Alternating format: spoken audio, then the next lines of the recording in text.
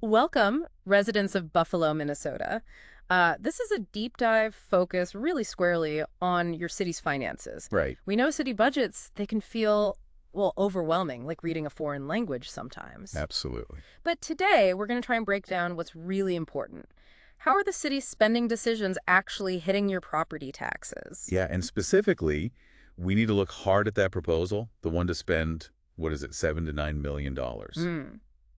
On upgrading the municipal liquor store. Exactly. And look, we're not just speculating here.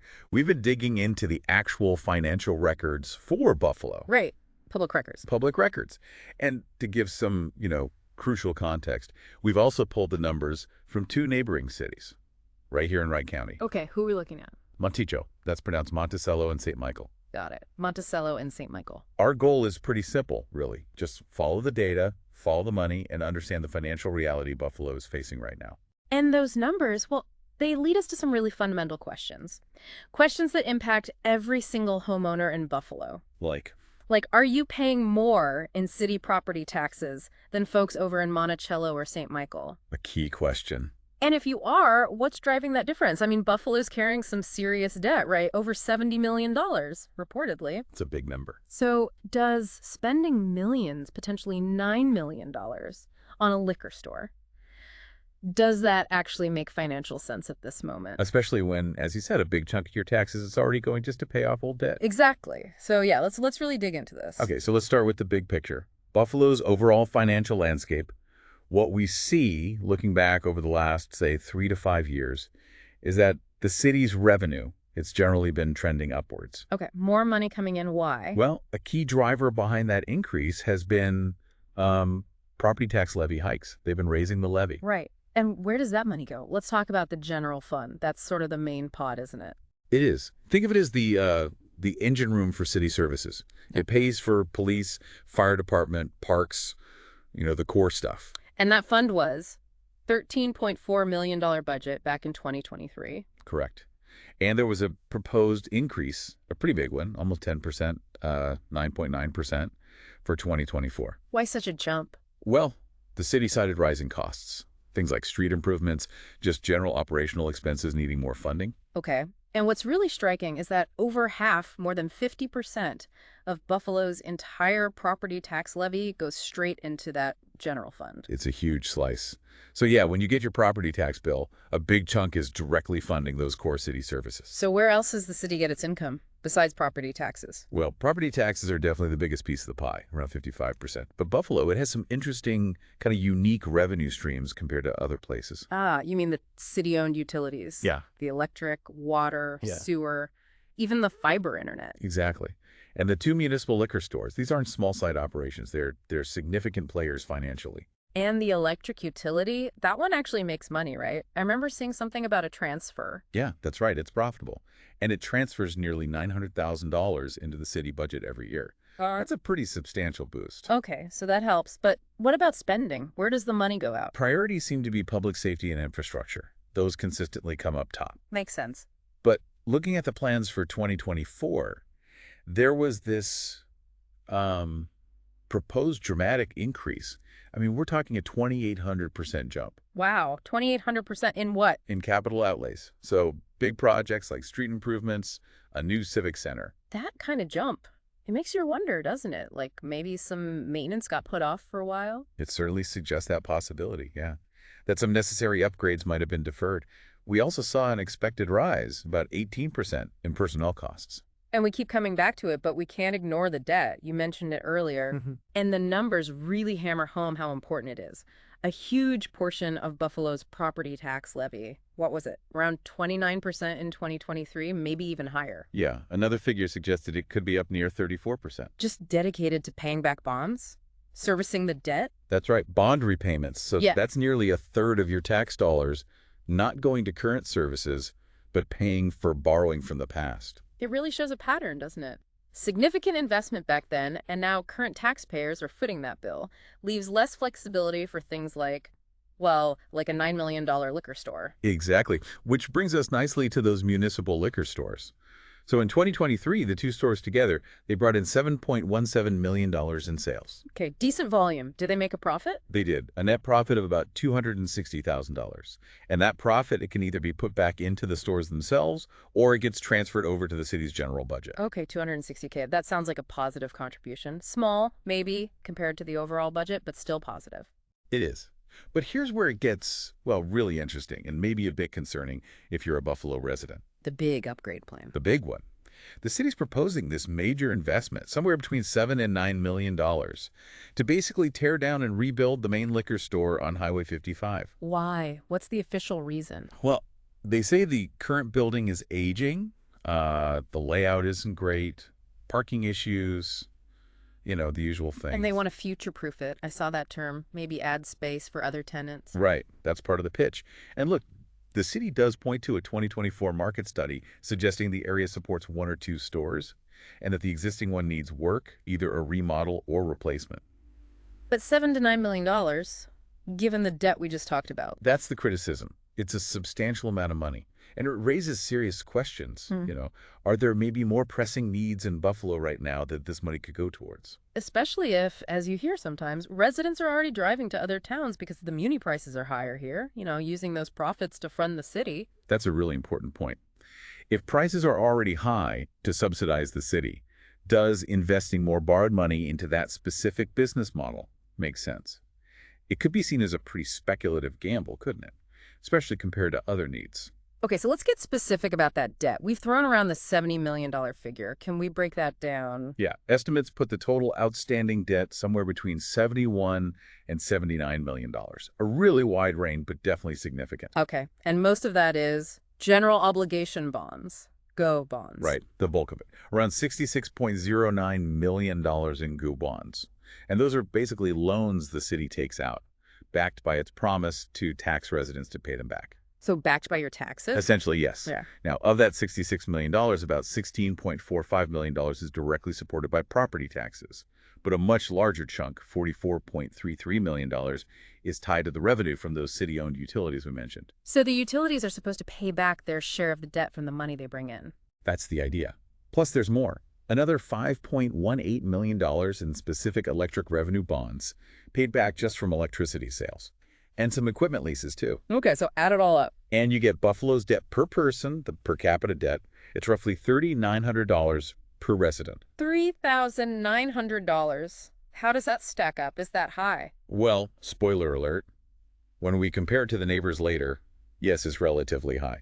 It's also crucial to note that Buffalo is getting close to its legal debt limit. Its borrowing limit. Exactly. It's around $65.94 million based on 3% of the city's total taxable property value. Think of it like a credit limit for the city. It's a safeguard to stop cities from borrowing way more than they can reasonably handle. So getting close to the max. And circling back to property taxes, again, about a third of your city tax dollars are just going to pay the interest and principal on all this debt. Precisely. Yeah. It really shows how decisions made years ago are directly impacting your wallet today and limiting what the city can do going forward without borrowing even more. Okay, so to really understand the pressure on Buffalo residents, we need that comparison. Let's bring in the neighbors. Right. Let's look at Monticello again, pronounced Monticello, population around 14,000. And St. Michael, bigger, about 18,000 people, both right here in Wright County. And context is key here, right? Monticello has the nuclear plant. Yes, the Xcel Energy plant. That gives Monticello a huge commercial tax base boost, which helps keep residential taxes lower. And St. Michael? St. Michael has a reputation for lower taxes, mostly because it's seen a lot of residential growth. Spreads the cost out over more people. Okay, so Buffalo's $70+ million debt, how does that compare? It's quite a difference. Monticello's total debt as of 2023 was around $21.7 million. Okay, way less. And St. Michael? Even lower, roughly $15.7 million in 2023. Wow. So Buffalo's debt is like 3 or 4 times higher. Or more, yeah. And remember that per capita debt number, $3,900 for Buffalo. Yeah. That's about 2.5 times higher than Monticello's debt per person. And it's over 4.5 times higher than St. Michael's per capita debt. 4.5 times. That's a massive difference, a much heavier load for each resident in Buffalo. It absolutely is. A significant disparity you need to be aware of. And it's not just the total debt amount, it's the rate you pay taxes at, too. Exactly. Let's look at the city property tax capacity rates. This is basically how much tax is levied per dollar of property value. For taxes payable in 2022, Yeah. Buffalo's city rate was around 55%. Okay. And the others? Monticello was roughly 36.5%, and St. Michael was just 33.9%. Whoa. So wait, put that in plain English. Okay, simple terms. For a house with the same taxable value in all three cities, the Buffalo resident was paying city property taxes at a rate about 60% higher. 60% higher. 60% higher than residents in Monticello or St. Michael. That's a much heavier local tax burden, dollar for dollar, on Buffalo homeowners. That's incredible. And Monticello's rate actually went down at one point. It's interesting. After the Excel plant expanded, their tax base grew so much that they were able to lower the city tax rate quite a bit, from about 44.7% down to 32.3% over a few years. Shows the power of a big commercial taxpayer. And St. Michael, they've always been low. Historically, yes. Very low levy per person. Back in 2018, it was only like $358 per resident. Compare that to $722 in Monticello and around $625 in Buffalo back then. So Buffalo, without that huge plant or the super fast growth, needs a higher rate just to bring in similar money for services because its overall tax base is smaller. That's a big part of the equation, yes. The smaller base requires a higher rate to generate the necessary revenue. What about overall budget sizes? Are they comparable? Well, Buffalo's is bigger overall, around $60 million total revenue, but remember, that includes all those utilities. Right. The electric, water, sewer. Monticello, which also has utilities, is more in the $30 to $40 million range. St. Michael, though, doesn't run its own utilities like that, so its general fund budget is much smaller, about $8.5 million in 2023. And Buffalo, being the county seat, having an airport, community center, that adds costs, too.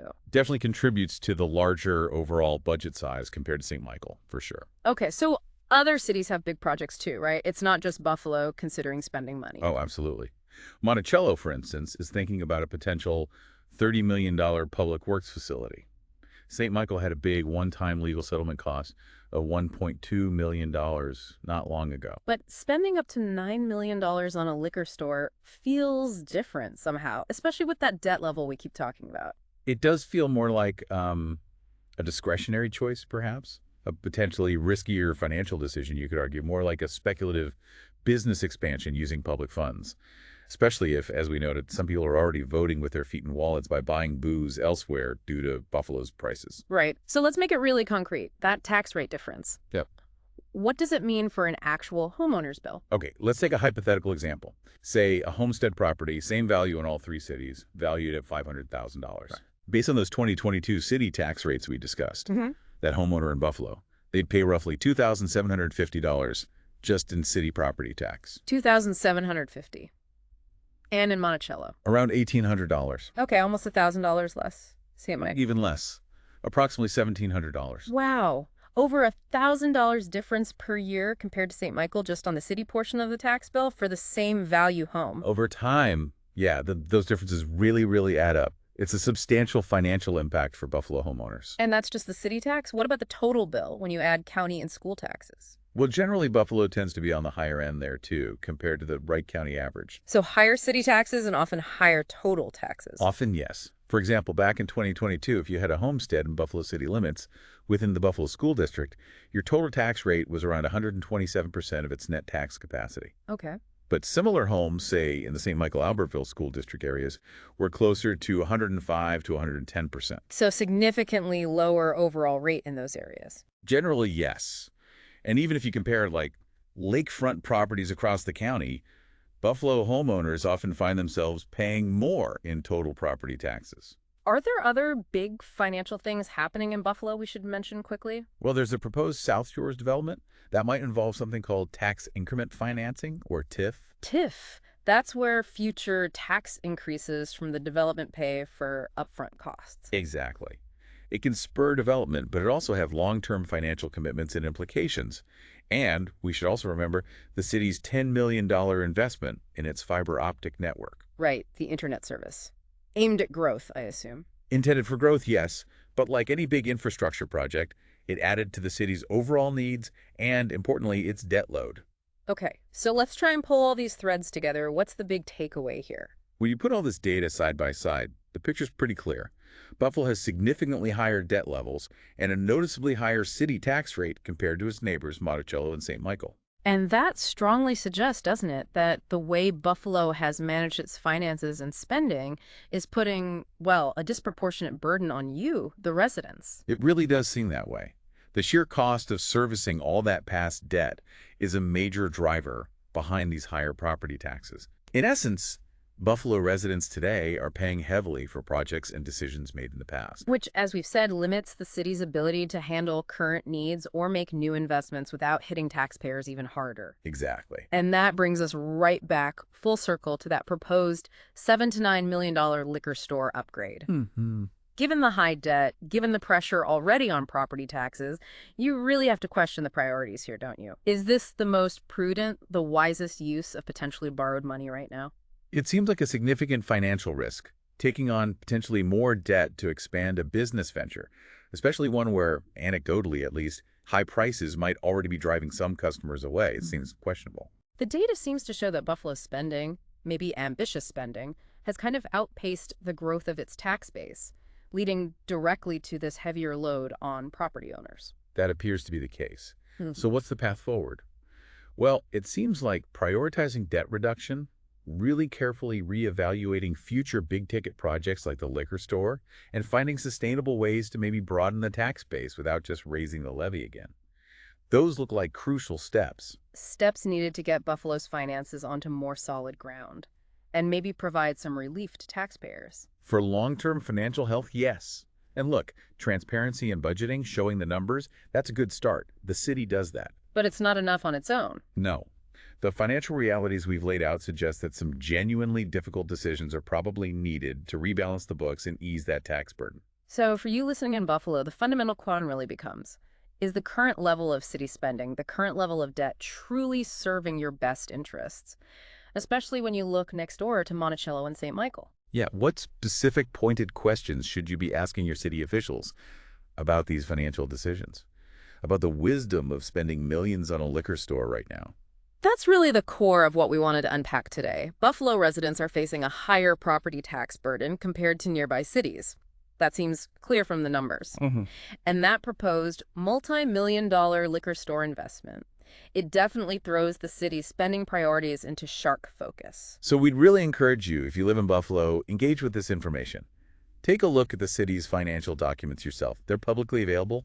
That's where we got our data. Budgets, financial statements. Exactly. And participate in local discussions. Talk to your neighbors, go to council meetings, ask questions about the city's financial future. Because understanding these financial realities, it really empowers you, doesn't it? To have informed, productive conversations with your elected leaders. Absolutely. So maybe the final thought to leave you with is this. As you think about everything we've discussed, what kind of financial future do you actually envision for Buffalo? And maybe more importantly, what concrete steps can be taken by residents, by leaders, to ensure a tax burden that's both sustainable and equitable for everyone in the community?